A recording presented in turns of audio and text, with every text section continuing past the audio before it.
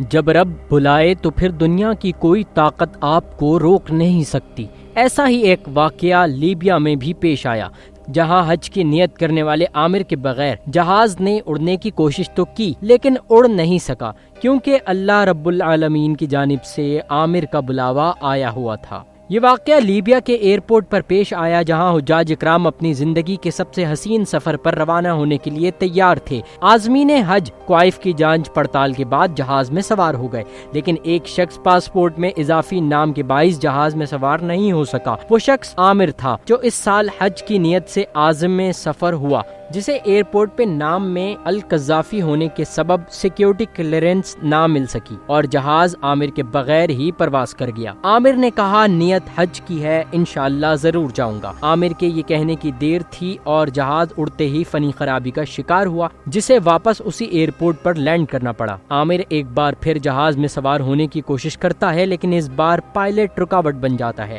Pilot کو بتایا جاتا ہے کہ ایک مسافر اور موجود ہے جس نے اسی پرواز میں بیت اللہ کی زیارت کے لیے جانا تھا، مگر پائلٹ نے جہاز کے دروازے کھولنے سے انکار کر دیا اور ٹیکنیکل کلیئرنس کے بعد جہاز ایک بار پھر پرواز کر گیا۔ اس وقت سیکیورٹی آفیسر نے افسوس کے ساتھ مسکرا کر عامر سے کہا کہ اللہ کا حکم شاید تمہارے نصیب میں نہیں، مگر عامر مطمئن تھا اور ایئرپورٹ چھوڑنے سے انکار کر رہا تھا۔ عامر نے پورے یقین سے کہا کہ نیت حج کی ہے اور انشاءاللہ ضرور جاؤں گا۔ جہاز نے اڑان تو بھر لی، لیکن عامر کے بغیر کیسے جا سکتا تھا، جسے اللہ نے اپنے گھر بلایا ہوا تھا، اور پھر جہاز کو ایک بار پھر فنی خرابی کے سبب واپس لینڈ کرنا پڑا۔ عامر نے اس بار پھر سفر کی کوشش کی، مگر انکار ہوا۔ جہاز پھر روانہ ہوا۔ عامر کے مطابق وہ اپنی جگہ پر جمے رہے، کیونکہ انہیں یقین تھا کہ اللہ انہیں مایوس نہیں کرے گا۔ نیت حج کی ہے اور انشاءاللہ ضرور جاؤں گا۔ اسی دوران ایک اور اطلاع آئی کہ طیارہ دوبارہ کسی خرابی کے باعث واپس آ رہا ہے۔ تیسری بار پھر فنی خرابی کے باعث جہاز کے واپس آنے پر پائلٹ نے غیر متوقع فیصلہ کر لیا۔ اس بار پائلٹ نے کہا کہ جب تک عامر جہاز میں سوار نہیں ہوتا یہ جہاز نہیں اڑے گا۔ اس بار عامر کو سیکیورٹی کلیئرنس کے بعد جہاز کے مسافروں میں شامل کیا گیا اور جہاز بخیر و عافیت سعودی عرب پر لینڈ کر گیا۔ زیارت بیت اللہ کے لیے قبولیت اصل ہے۔ کچھ لوگ زمین پر غیر معروف ہوتے ہیں لیکن عرش پر معروف و محبوب ہوتے ہیں۔ یہ رب کا بلاوا تھا،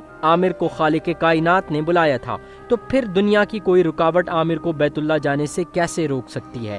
اگر آپ کو رب نے بلایا ہے تو اسباب نہ ہونے کے باوجود، تمام رکاوٹوں کے باوجود آپ حج پر ضرور جائیں گے، اور اگر آپ کا بلاوا نہیں ہے تو پھر آپ کے پاس کروڑوں اسباب ہونے کے باوجود بھی آپ زیارت بیت اللہ پر نہیں جا سکتے۔ یہ فیصلے عرش کے ہیں، یہ بلاوا رب کا بلاوا ہے۔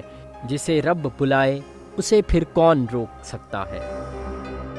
یہ کون سر سے کفن لپیٹے چلا ہے الفت کے راستے پر، فرشتے حیرت سے تک رہے ہیں، یہ کون ذی احترام آیا، یہ راہ حق ہے سنبھل کے چلنا، یہاں ہے منزل قدم قدم پر، پہنچنا در پہ تو کہنا آقا، سلام لیجئے غلام آیا۔ یہ کہنا آقا بہت سے عاشق تڑپتے سے چھوڑ آیا ہوں میں، بلاوے کے منتظر ہیں لیکن نہ صبح آیا نہ شام آیا، نہ صبح آیا نہ شام آیا۔